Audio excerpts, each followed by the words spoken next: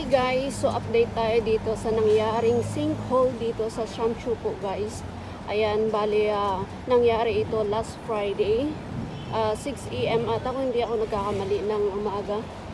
Last Friday, hindi ko alam kung hapon o umaga. So ayan guys, update lang tayo sa sa yun nga, sa pangyayari. So ngayon, is close muna pansamantala itong road. At ito nga ginagawa na nila dito sa Quiling Street sa Shamshu po guys. So ayan guys. Sabi sa reporter is 12 meters ang lalim. So ayan. So bali ito is sa Shamshu po guys.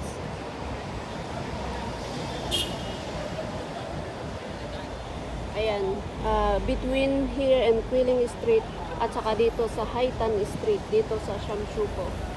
Ayan.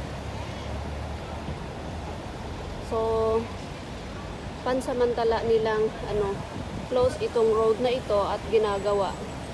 So, ayan, siguro mabilis lang naman gawin to kasi araw-araw naman silang nagtatrabaho. So, ayan guys.